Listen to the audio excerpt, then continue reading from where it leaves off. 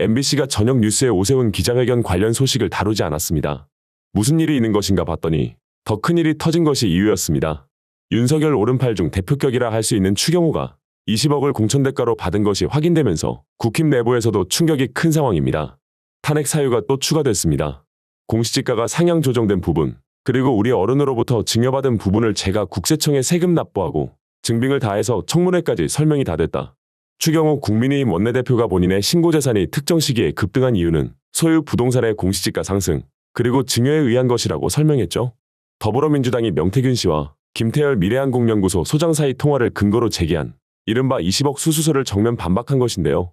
대구광역시 달성군 국회의원이었던 그가 2018년 전국 동시지방선거를 앞두고 달성군수 예비후보로부터 20억 원을 받았다는 게 의혹의 골자인데, 실제로 추 원내대표의 신고재산이 2016년부터 2018년 사이 급증한 것은 사실인 것으로 드러났습니다. 일각에서는 이른바 20억 수수설의 정황 증거로 당시 그의 재산이 늘어난 시점을 짚고 있는 겁니다. 그의 공직자 재산신고 내역을 확인하면 2016년 약 14억 6,800만 원에서 2017년 약 20억 1,200만 원으로 늘었고 2018년에는 약 33억 1,200만 원으로 증가했는데요. 2년 사이 18억 4,400만 원가량 재산이 늘어난 겁니다. 재산 증가의 가장 많은 부분을 차지한 것은 부동산이었는데요. 해당 내용은 추 원내대표가 경제부총리 및 기획재정부 장관 후보자 인사청문회 때도 언급된 바 있습니다. 2022년 5월 2일 당시 국회 기획재정위원회 인사청문회 회의록을 보면 추 후보는 당시 재산 형성 과정에 대해 여러 질문을 받았고, 고용진 당시 민주당 의원은 후보자께서 내신 재산 내역을 보니까 국무조정실장 퇴임 당시와 지금, 특히 주택의 공시가가 아닌 시가로 환산해보니까 재산이 한 40억 정도 늘어나셨다라고 질문하기도 했습니다.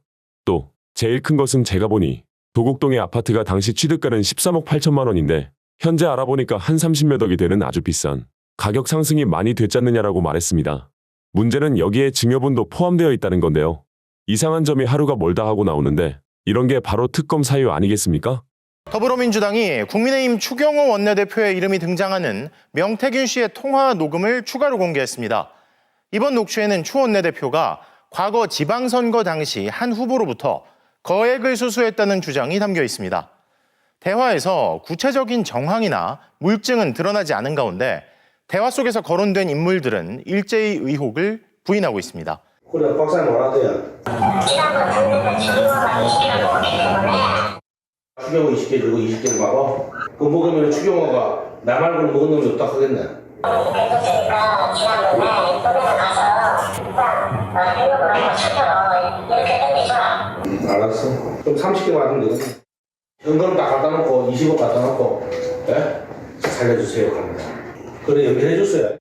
엉터리 가짜 뉴스입니다. 저는 명태균 씨를 이번 최근에 문제가 되면서 뉴스를 접해서 처음 이름을 알게 된 사람입니다. 조성 대표 찾았는데 홍 대표 뭐 걱정 없을 텐데요. 선거철에다가 저 군량을 다 만들어주는데. 홍이 하도 저렇다니까 홍 옆에를 자꾸 조사를 하는 것 같아. 박 말이 자꾸 나와. 그래서 내가 박사님한테 어젠가 아래 전화를 했어. 형님 그 이야기 흘러나옵니다 자꾸. 나는 이야기 다 해줬어. 바티 깜빵 갔다가 고생하고 나왔는데 형님 조심해야 됩니다. 말이 자꾸 나와요. 그냥. 이재명 대표가 지난 대선 때 존경한다고 했더니 진짜 존경하는 줄 알더라 라고 말했던 말장난 사기극을 국민들은 똑똑히 기억하고 있다는 것을 분명히 경고합니다. 이뿐만이 아닙니다. 한쪽에서는 민주당이 정치 보복용 감사원장 탄핵을 준비하고 있는데 이재명 대표는 카메라 앞에서 정치 보복의 악순환을 끊겠다는 허무맹랑한 역할극을 했습니다. 전형적인 이중 플레이, 민주당식 양두구육 정치에 국민들이 혀를 내두를 지경입니다. 다시 한번 분명하게 말씀드립니다. 이재명 대표와 민주당은 삭감 예산 날치기 처리에 대해 대국민 사죄를 하십시오. 그리고 일방적으로 날치기 처리한 감액 예산안을 철회하십시오. 모든 일에는 순서가 있습니다. 사과와 철회 조치가 선행되지 않으면 그 어떠한 추가 협상도 없다는 것을 거듭 말씀드립니다. 아울러 이재명 대표 방탄을 위해 마구잡이식으로 내던졌던 거대 야당의 각종 무리수가 결국에는 이재명 대표와 민주당의 부메랑이 되어 국민들의 엄중한 심판이 내려질 것임을 명심하시기 바랍니다. 민주당의 간첩죄 확대 반대에 대해서 한 말씀 드리겠습니다. 간첩죄 적용 범위를 적국에서 외국으로 확대하는 형법 개정안 처리에 대해 민주당이 최근 부정적인 입장으로 돌변했다고 합니다. 최근 여야 없이 간첩죄 적용 범위를 확대해야 한다는 공감대가 형성됐는데 민주당 지도부 일각의 반대로 법사위에서 논의가 중단됐습니다. 국익에 반하는 군사 산업 정보 유출은 간첩죄로 엄격히 다스려야 합니다. 특히 최근에는 중국을 비롯한 외국으로 기밀 정보를 유출하는 해외 산업 스파이가 기승을 부리면서 대한민국의 경제 안보를 심각하게 위협하고 있습니다. 올해 10월까지 경찰이 적발한 해외 기술 유출 사례가 총 25건에 달하고 그중에서 중국으로 유출된 것이 18건에 달합니다. 국회가 간첩죄 확대를 무산시킨다면 이는 대한민국이 아니라 중국 등 다른 나라를 이롭게 하는 것입니다. 한 민주당 의원은 법사위 소위에서 언제적 간첩인데 지금 간첩을 얘기하냐, 군사 기밀은 다 국가 기밀이냐 라면서 간첩죄 적용 확대에 반대했다고 합니다. 이런 발상이야말로 민주당이 시대착오적인 80년대 운동권식 마인드에 사로잡혀 있다는 것을 보여줍니다. 간첩죄를 적국에서 외국으로 확대하는 것은 반공이 아니라 국익을 위한 것입니다. 문재인 정권은 중국에 사드 군사 기밀을 유출하더니 이재명 민주당은 군사 산업 기밀 해외 유출을 간첩죄로 다스리는데 반대한다면 도대체 민주당의 정체성은 대한민국 정당이 맞긴 하는지 묻지 않을 수 없습니다. 민주당은 간첩죄 확대를 위한 형법 개정안의 전국 국회 내 처리에 적극 협조하길 바랍니다. 예, 그동안 여러 가지 의혹들이 많이 있었는데, 김한정 사장께서 가라고 해서 왔다, 이런 얘기도 나온 적이 있고, 여러 가지 의혹들이 많이 제기가 됐습니다. 그 부분에 대해서 이제 고발을 하시면 이제 피의자 조사 이런 것도 하게 될 테고, 일단 고발인 조사도 하게 될 텐데, 그 부분에 대해서도 좀 적극적으로 나서실 생각이 있으신지 궁금합니다. 김한정 씨가 무슨 말을 했는지는 제가 알 도리가 없고요. 그런 부분은 김한정 씨한테 확인을 해주시면 좋겠고, 저는 미루어 짐작컨대 처음에 대화를 시작할 때 그런 식의 대화를 했을 수도 있다고 생각합니다. 또 그렇게 해야 자연스럽게 이어지지 않겠습니까? 그런 부분에 대해서는 수사를 통해서 다 밝혀지리라고 생각합니다. 예, 다음 질문하실 기자님. 예, YTN 차정윤 기자님. 네, 시장님, 지난번에 기자 설명회 때는 고소고발에 대한 확정은 안 지으셨는데요. 이번에 고소고발을 이제 결심하게 된 배경이 뭔지 궁금하고요. 또 이제 고소하시게 되면 고소인 자격으로 검찰 조사도 받으실 의향이 있는지도 궁금합니다. 고소나 고발을 하게 되면 자연스럽게 고소고발인 조사를 받게 돼 있습니다. 사실 바쁜 일정을 소화하는 서울시장으로서 이런 송사를 시작하게 되면 그런 곳에 정신적인 에너지를 조금이라도 빼앗기는 것이 시민 여러분들께 대한 도리가 아니라고 생각해서 극도로 자제해 왔습니다. 그런데 오늘 제가 설명드린 것처럼 갈수록 거짓말을 낳고 왜곡이 왜곡을 낳아서 이제 더 이상 제 인내심이 허용하지 않는 지경에까지 이르게 되었습니다. 이 정도 되면 다소 신경을 쓰고 거기에 대응을 하더라도 잘잘못을 분명히 밝히는 것이 오히려 시민 여러분들께 대한 도리다라는 판단을 했고요. 또 한 가지는 오늘 기소가 일단 이루어집니다. 이제 이렇게 되면 지금까지 아마 그 기소를 하기 위해서 신경을 썼던 부분에 대한 수사 여력이 이제 조금은 저와 관련된 사안으로 그 시간과 에너지를 투입할 수 있게 되는 것이 가능하지 않을까, 이런 생각 때문에 사실 그동안 극도의 인내심으로 기다려왔습니다. 이제 오늘 기소가 이루어지는 만큼 이제 이 사건에 대해서도 검찰이 최선을 다해서 수사할 수 있는 여력이 될 것이라는 판단으로 오늘 고소고발하게 됐습니다. 예, 또 질문 있으시면 한두 분 더 받겠습니다. 없으십니까? 저 헤럴드 경제 김수환 기자님. 네, 헤럴드 경제 김수환입니다. 그 보도를 보면 5일 전에 KBS에서 그 명태균이 관여한 여론조사에서 그 나경원이 6% 이상으로 앞서고 있다가 명태균이 개입 이후에 3%대로 그 오차범위 이하로 줄여졌다. 그래서 그 결과 오세훈 후보가 더 이득을 얻게 됐고, 또 3일 전에 뉴스타파 보도에서 안철수가 1위였는데 또 그 어떤 관여 이후에 오세훈이 1위로 됐다, 이런 보도가 있거든요.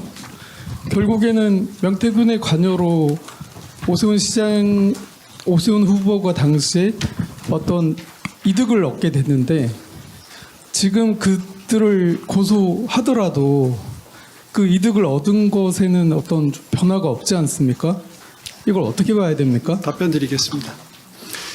기본적으로 이 여론조사의 기능을 이해하지 못한 데서 오는 잘못된 질문이십니다. 왜 그러냐 하면요, 본인들이 스스로 인정하고 있는 것이 미공표 여론조사 13건이라고 하지 않습니까?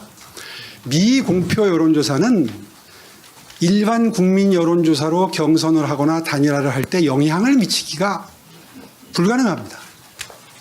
그럴 거 아닙니까? 바깥으로 이 자료가 나가야 영향을 미칠 거 아닙니까? 일반 국민 상대 여론조사로 당내 경선도 치루었고 단일화도 했으니까요. 그러니까 영향이 사실상 없는 겁니다. 더군다나 지금 질문하신 것처럼 그 명태균의 여론조사가 허위로 조작된 내용이라면 그것이 제가 아까 말씀드린 업무방해죄에 해당이 되는 겁니다. 여러분 다 보도를 보고 아시다시피 이 자료가 김종인 당시 비대위원장님의 테이블 위에 올라갔다는 건 김종인 비대위원장님도 인정하시지 않았습니까?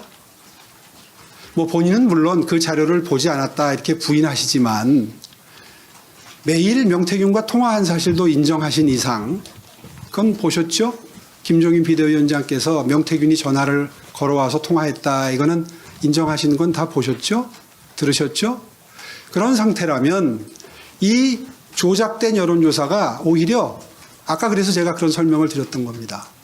저한테 김종인 비대위원장님께서 볼 때마다 안철수와의 단일화가 필요 없다, 하지 마라. 후보 입장에서는 단일화를 해야 승리의 확률을 높일 수가 있는데 만날 때마다 몹시 난감했었거든요. 이건 뭐 당시에 정치부 기자분들도 다 알고 있는 사실입니다.